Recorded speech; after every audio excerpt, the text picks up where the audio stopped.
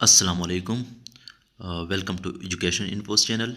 आज के लेक्चर में हम क्लास 9th इंग्लिश के पोएम जो कि द डेफोडिल्स और hope is the thing with feathers, ये दोनों का क्विज़ हल करेंगे। लेकिन इससे पहले आप लोगों से रिक्वेस्ट है कि हमारी चैनल एजुकेशन इन्फोस को सब्सक्राइब करें और बेल का आइकन ज़रूर दबाएं ताकि आने वाली वीडियोज़ की इन्फॉर्मेशन आप लोगों तक बर वक्त पहुँच सके। तो चलो वीडियो स्टार्ट करते हैं। Question number 1. What does the poet compare himself to in the opening line of Daffodils? यानी शायर जो है ना ख़ुद को नज़म डेफोडिल्स में किस चीज़ से कंपेयर करता है। शायर कहता है कि I wander lonely as a cloud. शायर ख़ुद को जो है ना बादल से तशबीह देता है जो कि आसमान में क्या करता है, आसमान में तने तिनहा भटकता रहता है। ऑप्शन नंबर ए जो है ना इसका सही जवाब है। Question number 2। Question number 2। The daffodils were growing. Option A in a garden, option B beside the lake and beneath the trees, option C on a mountain, option D near the poet house. और daffodils जो थे ना वो beside the lake beneath the trees, यानी daffodils झील के किनारे और दरख्तों के नीचे उगे थे। ऑप्शन नंबर बी जो है ना इसका करेक्ट ऑप्शन है। Question number 3। क्वेश्चन नंबर 3 को हाईलाइट किया गया है। इसका मतलब ये है कि ये आप लोग का टास्क है, इसको आप लोगों ने कमेंट सेक्शन के ज़रिए बताना है कि इसका आंसर क्या आएगा। यानी fluttering and dancing in the breeze imply, इसका क्या मतलब है ये आप लोगों ने बताना है। Question number 4।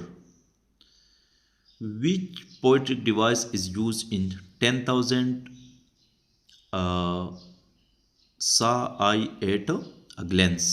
यानी 10,000 सा आई एट अ ग्लेंस, यानी मैंने एक नज़र में क्या कि 10,000 दे के, आई पोइट की तरफ इशारा है और 10,000 यहाँ पे जो है ना एग्जेजरेशन हो रहा है, एग्जेजरेशन शो कर रहा है। यानी शायर ने मुबालगा आराई से काम लिया है, बात को बढ़ा चढ़ा कर पेश किया गया है। तो इसमें जो पोइट्रिक डिवाइस यूज़ होगा वो अक्समरान नहीं बल्कि हाइपरबोली होगा। ऑप्शन नंबर ए हाइपरबोली की तारीफ हम यूँ करते हैं कि इस जिसमें जो है ना एग्जेजरेशन हो, बात को बढ़ा चढ़ा कर पेश किया जाए। नेक्स्ट, द वर्ड, इसका ऑप्शन ए ठीक हो गया। The word sprightly means, sprightly लफ्ज़ का क्या मतलब है। स्प्राइटली का मतलब है खुशमिजाज, जिंदा दिल और चुस्त। यहाँ पे जो ऑप्शन दिए गए, option A weak, option B angry, option C cheerful and lively और option D lonely. Cheerful and lively जो है ना इसका सही मीनिंग्स आता है। Question number 6। Who is the poet of the hope is the thing with feathers। Hope is the thing with feather, इसका poet कौन है। इसका जो पोएट है वो मिली डिंगसन है। ऑप्शन नंबर डी इसका करेक्ट ऑप्शन है। Next, question number 7। The bird of hope sings, इसको भी हाईलाइट किया गया है। इसका मतलब ये है कि ये आप लोगों का असेसमेंट है, ये भी आप लोगों ने अटेम्प्ट करना है। अगला सवाल, सवाल नंबर 8।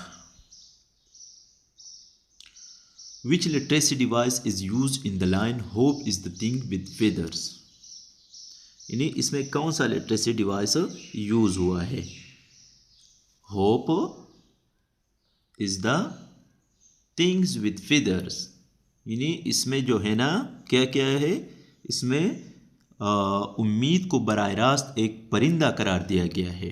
फिदर्स यानी पर जो है ना परिंदे के होते हैं ना, इसलिए ये जो है ना सिमिली नहीं है, क्योंकि इसमें जो है ना मानींद या की तरह का लफ्ज़ आता तब सिमिली होता।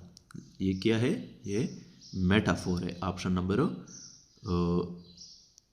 सी जो है ना इसका करेक्ट ऑप्शन है, option number C. Question number 9, the word purchases in the line, the purchases in the soul is, यानी इस जुमले में जो है ना वर्ड परचेज क्या है?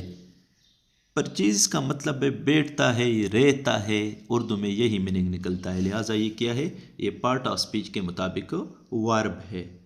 कोई काम हो रहा है, कोई फेल हो रहा है, इस बुनियाद पर हम कह सकते हैं कि ये वर्ब है। Next question number 10, what is the antonym of strangest? Strange का जो है ना थर्ड फॉर्म है स्ट्रेंजेस्ट। स्ट्रेंजेस्ट का मतलब है सबसे अजीब तरीन। इसके यहाँ पे जो ऑप्शन दिए गए हैं, option A ordinary, option B curious, option C peculiar और ऑप्शन डी अनयूजुअल। स्ट्रेंजेस्ट का मतलब है अजीब तरीन और ऑर्डिनरी यानी आम चीज़ जो होती है, इसको लिए हम ऑर्डिनरी का लफ्ज़ इस्तेमाल करते हैं। ऑप्शन नंबर ए जो है ना इसका उलट है। Question number 11, the phrase that perches in the soul is an example of. इसको अगर आप लोग देखें, the phrase that perches in the soul is an example of personification, metaphor, both A and B और सिमिली, ऑप्शन डी में दिया गया है। That perches in the soul जो कि रूह में रहती है। क्या रूह में रहती है? दैट होप की तरफ इशारा है। परचेजेस इन द सोल जो कि रूह में रहती है। बराह रास्त यहाँ पे रूह से एक किस्म की मुशाबहत दी गई है। और दूसरी तरफ अगर आप लोग देखें, यहाँ पे इंसानों वाली खासियत, सोल रूह इंसान की होती है ना, वो भी यहाँ पे इसमें दिया गया है, इंसानों वाली खासियत भी दिया गया है। लिहाजा ये जो है ना मेटाफोर भी है और पर्सनिफिकेशन भी है। ऑप्शन नंबर सी इसका करेक्ट ऑप्शन है। क्वेश्चन नंबर 12 अगेन हाईलाइट है। ये आप लोगों का थर्ड असेसमेंट हो गया। ये आप लोगों ने अटेम्प्ट करने हैं। Question number 13, the mood off hope is the thing with feathers is, यानी इस पोएम का जो अंदाज है या मजमूई मूड है वो किस किस्म का है?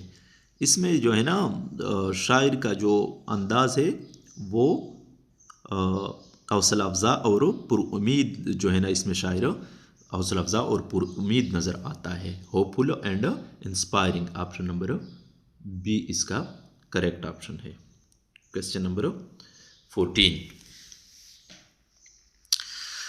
विच part of speech is the word lonely in I wander lonely as a cloud? इसमें जो है ना लोनली कौन सा पार्ट ऑफ स्पीच है? लोनली जो है ना इसमें एडजेक्टिव है। क्यों? क्योंकि ये जो है ना किसकी जो है ना हमें कैफियत बयान कर रहा है। आई किसकी तरफ इशारा है? पोइट की तरफ। लिहाजा ये जो है ना एडवर्ब नहीं है बल्कि एडजेक्टिव है, क्योंकि ये जो है ना शायर की कैफियत को बयान कर रहा है। लिहाजा इसका सही ऑप्शन नंबर सी है। Next question,